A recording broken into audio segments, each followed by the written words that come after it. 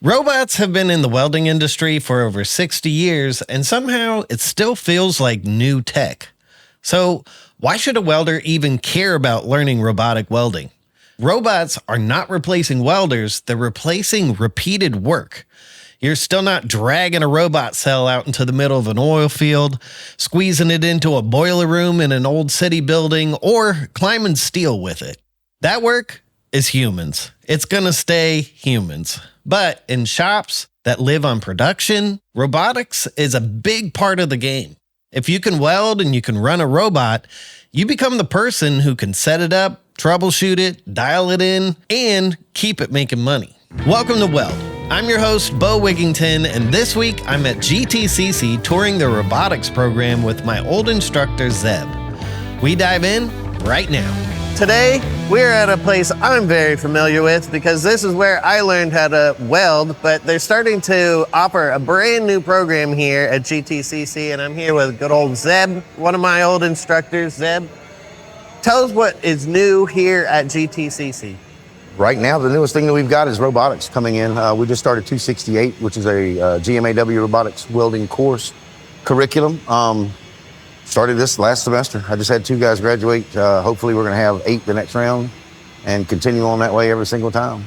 Well, you're a pipe welder. I am a pipe welder. You're a pipe welder. Yes, sir, by so heart. Transitioning to the robotic world, what are your feelings? For me, it's always learning further, faster. I always wanna learn more. I'm always moving forward. I'm always trying to be on the next step or be the next part. And you'll never get rid of pipe welding. Yeah. It'll never go. We need it. We require it. It's process mechanical. It's beautiful. But for mass production, things like that, we need speed, we need control, we need a lot of other things that we don't get in those avenues. So what we're trying to do is move to the next line where as we grow, as we learn, as we move forward, we integrate robotics, automation in these processes to further increase production and make it a lot more money when we can. You know? It's a change of mind state, but I've said that to you from the beginning. When you change forms of welding, you have to change the mind state. You have to let the weld be the weld. Yeah. You have to make a puddle, move a puddle, and read that puddle. So it doesn't really change across the board. He's still learned welding, the robotic operator. However, he just understands how to put it into a different avenue. When you get somebody started on a robot, what is step one? Step one is learning the input, learning the GUI or the hand controls. For me, across the board, we call them GUIs, they're input systems. But once you get into that, that's your first basic, learning the operation of the robot, what axes it's working on, how to adjust in between those. Then it's just learning how to point and click in a lot of ways once you learn that. So this program, how many axes are you teaching people? Is it just X, Y? X, Y, Z, but we can tilt that axis on all types of different fun ones. So yes, you will learn X, Y, and Z on that 3 axes. We're programming a part right now, right? That is a certified robotic arc welding widget one of the end games that they program. So right now he's just taking all the points and he's designing the program.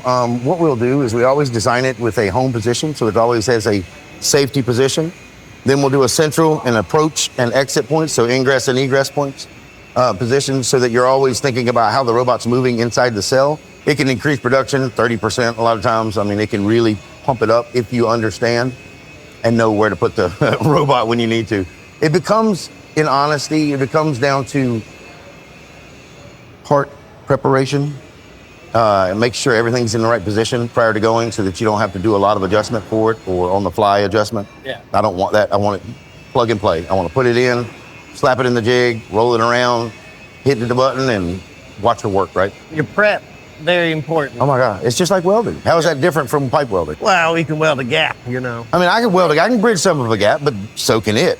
And given the right parameters, if you understand welding, it makes it a lot easier to be able to allow it to bridge those gaps. Yeah. Because I know what's feasible and I know what's not feasible. Oh, I can do that. It can do that. Okay, if I can do it, it can do it.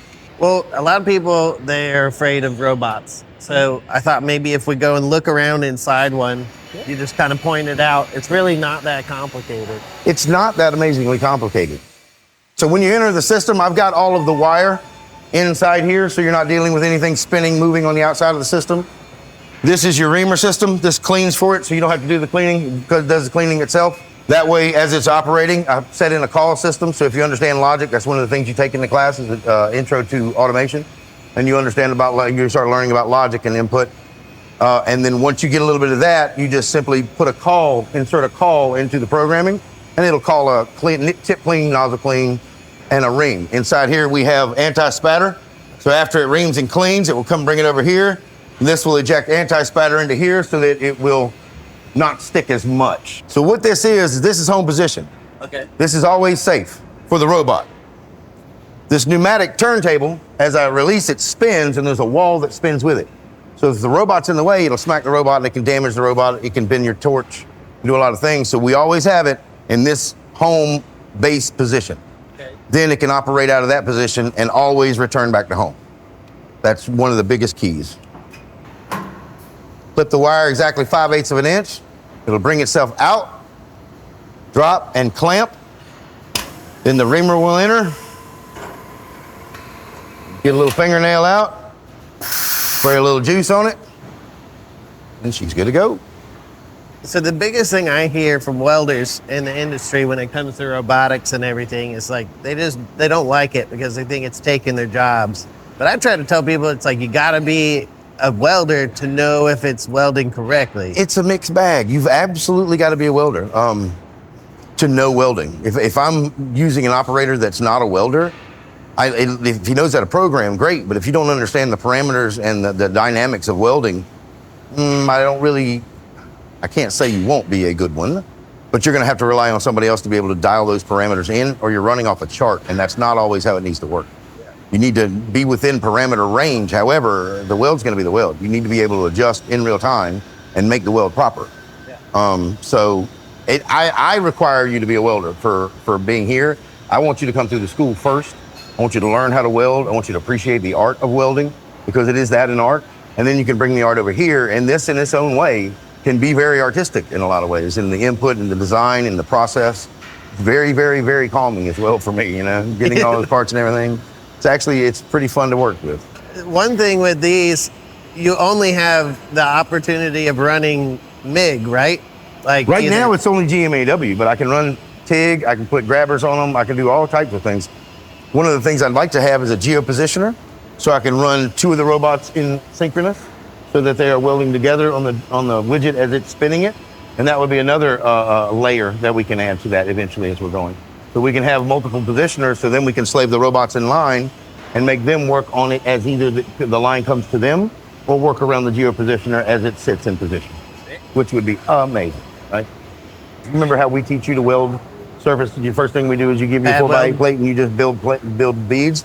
It's the same thing here. I don't change it, it works.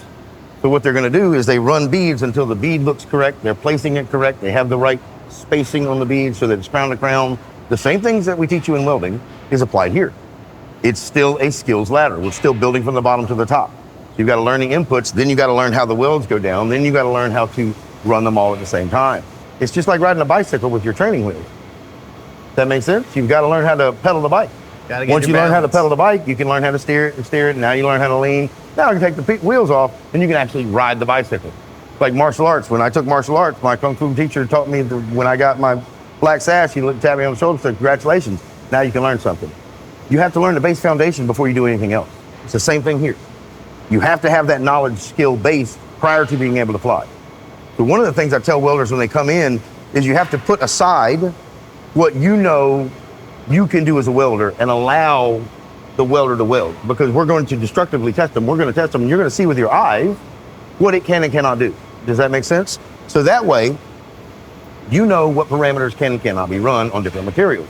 I'm not going to run 14 on a 3/8 plate. I'm going to bump it up a little bit. However, if I'm welding super thin materials, if I'm welding these things, it can weld at way different parameters than I'm used to.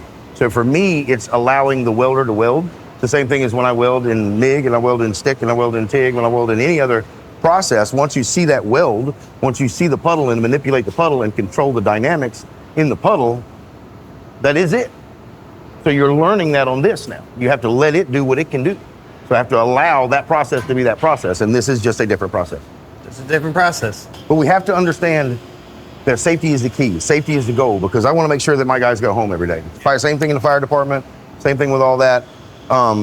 My guys go home. period. I brought them in, I'm bringing them out. So I want to make sure that these guys can operate safely in any environment, because the environments that they're going to be introduced to are so much more dynamic. There's only a couple of moving objects in here. You know darn well in industry, everything's moving at one time. And it's all got to be right now. Nobody's paying attention when they're moving. So, we've got to teach them how to protect themselves, and that way protect other people. How long will it take me to get through the program? If you're all in, it would be about a year and 3 months, year and a half. What if I went to a different welding school? Like if I have already gone through welding school, but I want to get the robotic side now. Well, first thing I'm gonna do is put you through your paces. Yeah. Just like a job. You're gonna take a weld test. Sorry. I gotta see and know and understand that you can weld. And then not only that, but you have to operate safely. Yeah. So I've got to give you an operations test, a physical test of safety, and a welding test, a physical welding test. 100%. But it is possible. After that, 100%. It doesn't take that long to retool in a lot of ways. Especially if you understand welding and you're coming with a base knowledge. That's the difference. The difference is the base of knowledge. It should be that way all the way across the board. And that's what we're trying to give them, is that base of knowledge, so that they can go out and be marketable employees. They can make money for themselves in their area where they live. Speaking of money, family. like money, everyone loves to talk money. Like what is a robotic, like a robotic welder paid compared to like your entry welder? Really, entry robotics right now is running about the same as entry welding. You're gonna make anywhere from 24 or so in that range. In this area, it's gonna be different in different areas. So I can't really say what you're making in California. I don't have the propensity to dip into that. That's just interesting because everyone loves talking about money, and like it is. a lot of people out there. It's important, man. If I'm gonna change my career, if I'm gonna make this move, this giant move, I need to make sure that it's gonna be financially. I'm going to be secure. Yeah. I'm going to be able to make this move and still provide for my family and things. That's a huge thing. And that's for students coming into that. It's always a big variable. It's one of the biggest variables. How am I going to go to this school? How am I going to make this money and still be able to provide for my family and still survive as a human? It's just, that's part of it. I understand that. And we have ways, we have Titan Tech, we have a lot of avenues that can go. We have places here that if you need help, they can pay your rent. We have free food in the thing that our culinary makes soups and things like that. So if you need food for the day, we've got food. We provide as much as we can so that the only thing you come in is focus on welding. You can't focus on welding or education in any way, shape, or form. It doesn't care what you're doing if you're hungry. Yeah. So you have to be able to come in and start with that foundation. So we need to pay attention to the person as well. So that in the end game, it all comes to money, baby. Yeah. So Zeb, if people want to find out information about coming to school here, coming through this program, where do they go to look? Just GTCC? You can go to the GTCC website. We have a success specialist, someone you have not met yet. You can call Astrid. I call her mom. Lovingly call her mother. She's amazing. She literally is a mother to a lot of these kids. And you would call her and she would line you up and set you up. You can come in and have a tour. You can bring whoever you want. I'll walk you through. I'll show you everything we got. Then I'll introduce you to our success specialist. We've found that when people come in, especially the younger generation, when they're coming in, they don't have that direction. They need somebody to show them where to go because it's such an intricate system to get into any of the colleges, the community colleges as well. Navigating FAFSA, navigating the entrances, and then actually getting their butts into school. I've had her call somebody that didn't show up for 2 days. Like, hey, go get them. Get them. You know what I mean? And it's somebody that helps to take. As an instructor and a welder, it's very frustrating because I can't chase all the kids all the time. Yeah. I've got to have you, if don't come with your cup ready to learn, I can't really do anything for you. So she gives us another layer that can help go find these people sometimes or get them in the right positions where they need to be on the pathway that they're following through the school. And it's always about that clear and concise pathway. You need to know where you're starting, you need to know where you're going. How is that different from welding? No. It's not. It's a fundamental basic. I need to know where I'm going. So we're trying to solve that from the beginning, from the ground up, holistically, so that when you come in, you already know where you're going. These are the points you need to hit. These are the points. Here you go. All right, now, go. Thanks again for tuning in to another episode of Weld, and a big thanks to Zeb and GTCC for letting us come out, tour the robotics setup, and see what they're building out there. I'm probably not going to be jumping into this program tomorrow, but I did want you to know that it's a real option out there if you're ready to level up. I'm Bo Wigington, and until next time, we'll see you out there.